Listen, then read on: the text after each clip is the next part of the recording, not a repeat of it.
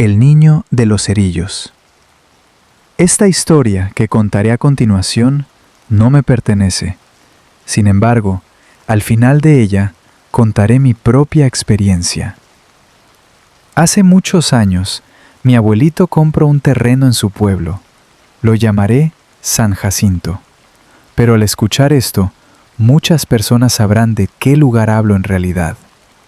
Durante todo el año, la mayoría de los pobladores se dedican a la misma actividad, y las 2 temporadas en que ven reflejado el fruto de su trabajo económicamente es en septiembre y en diciembre. Ya con esta introducción, me adentro a lo que ocurrió hace aproximadamente unos 70 años. En aquel terreno, mi abuelito construía en noviembre con las ganancias del septiembre pasado los cuartos para sus 6 hijos, en la parte de arriba de lo que en ese entonces ya era una modesta casita. En la planta baja, pero ese año todo estaba cambiando. Ya cada uno tendría su cuarto. Mi papá y sus hermanos eran felices por esto.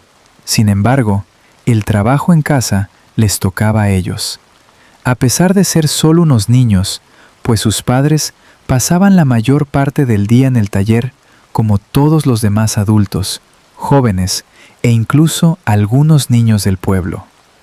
En fin, esa tarde, un poco antes de que oscureciera, la hermana mayor de mi papá despedía a los albañiles en la puerta. Mi papá tenía, según él, unos 5 o 6 años en ese entonces, y pasaba el día detrás de su hermana, que tendría unos 15 o 16 años, a quien veía como a otra madre cuando mi abuelita no estaba en casa. Él acababa de comerse una mandarina y estaba lleno de polvo y tierra. Entonces, mi tía le dijo que la esperara en el patio, que iría por las cosas para bañarlo en el lavadero del patio, como acostumbraban con los más pequeños de la casa. Mi papá se quedó sentado en un escalón, cuando de reojo, y ya con casi nada de luz del sol en el patio, pudo observar un movimiento extraño. En un cuarto en obra negra, que en ese momento usaban como bodega, mi papá volteó, pero no había nada. Entonces, mi tía volvió y lo subió al lavadero y comenzó a bañarlo. De repente, algo apareció nuevamente en la puerta de ese cuarto, pero esta vez sí pudo observar muy claramente a un niño. Se veía muy blanco, pero no como de piel blanca, sino como si tuviera harina, según cuenta mi papá. Estaba completamente desnudo y su cabello se veía muy despeinado. Ese niño le mostró a mi papá lo que parecía un cerillo muy largo, encendido. Le hizo la señal de «ven con la mano».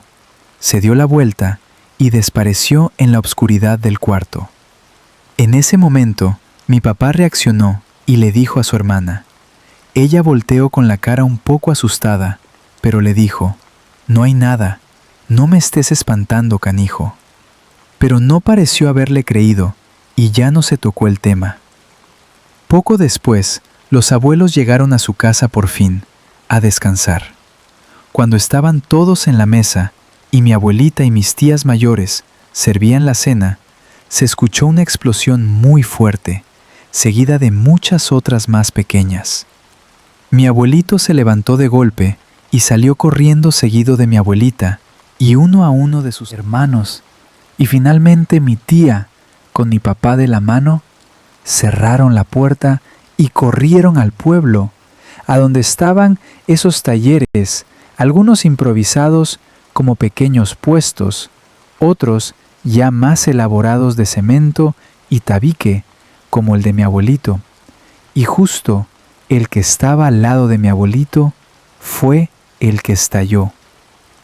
Mi padre dice recordar cómo mi abuelito le dijo a mi abuelita y a sus hijos mayores que buscaran botes o cubetas y los llenaran de tierra para apagar la lumbre, mientras otros pobladores que también ya estaban ahí arrojaban algunos tierra y otros agua al fuego, quedando todos los niños más pequeños a una distancia segura de los productos que seguían explotando.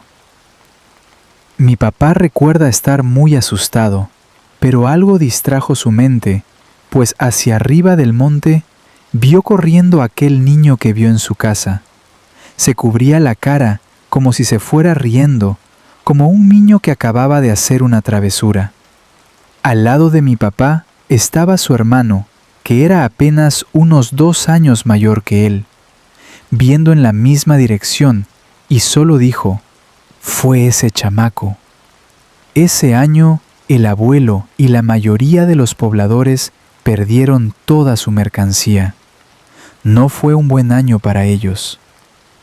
Años después, cuando mi papá iba a la preparatoria del pueblo, platicando lo que había sucedido años atrás con compañeros que venían a la escuela de poblados cercanos que no tenían preparatoria, platicó a manera de cotorreo lo que había visto, y dijo que su hermano era testigo, pues también vio al niño. Cuando varios compañeros y compañeras más se pusieron serios y dijeron: «Yo también lo vi», pero en verdad eran todos los que de niños estuvieron ahí. Después, esos mismos compañeros platicaron con otros jóvenes del pueblo que no iban a la escuela, y todos dijeron lo mismo. Todos describían al mismo niño exactamente igual, y fue algo de lo que se habló en el pueblo un tiempo a manera de leyenda. Por mi parte, les dije que al final contaría mi propia historia. No fue como la de mi papá, sin embargo, no encontré explicación alguna al respecto. Un día, cuando yo era aún muy pequeño, tenía más o menos la misma edad que mi papá cuando le ocurrió todo lo anterior. A mí y a mi hermano nos habían dejado en la casa de mis abuelitos, ya que eran vacaciones y mis papás trabajaban, y para que no estuviéramos solos, nos mandaban a la enorme casa de los abuelos. Una noche, en lo que parecía ser un sueño, un niño que solo usaba calzón me invitó a jugar. Yo bajé con él. Era de día en el sueño y llegamos corriendo a la cocina. Ahí estaba mi abuelita de espaldas. El niño me dijo con la mano que guardara silencio.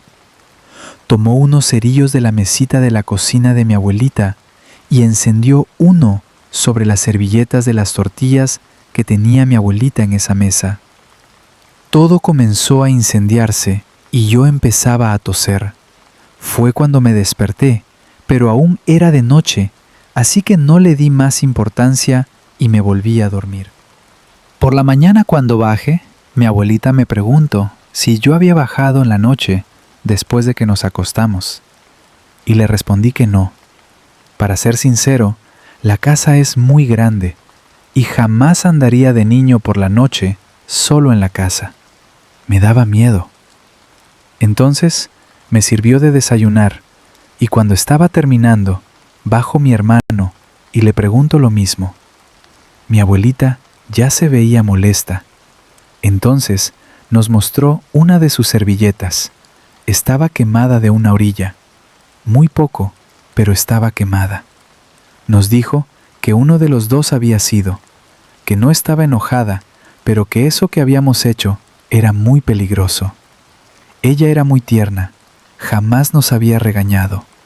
Nos dijo que pudo haberse quemado la casa y que no quería que volviéramos a agarrar los cerillos nunca. Mi hermano le dijo que él no había sido, yo solo guardé silencio. Días después, cuando mis papás fueron por nosotros, mi abuelita le dijo a mi papá que no nos fuera a regañar, pero que platicara con nosotros, pues lo que supuestamente habíamos hecho era peligroso. Mi papá, sí, muy enojado, nos regañó y nos preguntó quién fue. Mi hermano dijo que él no, pero para ese punto yo ya sabía que de cierta manera yo tenía la culpa, aparte de que fue algo que me dio mucho miedo. Entonces decidí contarles lo que había soñado. Al principio, mi papá, muy enojado, me dijo que no quería pretextos, pero al llegar a la parte de describir al niño, mi papá se paralizó, se puso serio y me abrazó. Le dijo a mi abuelita que si ahora sí le creía lo que le dijeron de niños, él y mi tío. Mi abuelita, Casi al borde de las lágrimas, le dijo a mi papá que sí con la cabeza. Mi mamá dijo que posiblemente yo era sonámbulo. Cambiaron de tema, y esa fue la última vez que de niños dormimos solos. Después de eso, mi abuelita dormía con nosotros en el mismo cuarto cuando íbamos. Cuando fui mayor, aproximadamente a los 18 años, mi papá nos contó la historia que vivió de niño. No sé quién es este niño de mi sueño. Jamás volví a verlo. Y mi papá también lo vio solo ese día de la explosión. Lo cierto es que es realmente peligroso. No sé qué podría hacer después, o qué más ha hecho, y si solo es en ese pueblo en el que hace sus apariciones.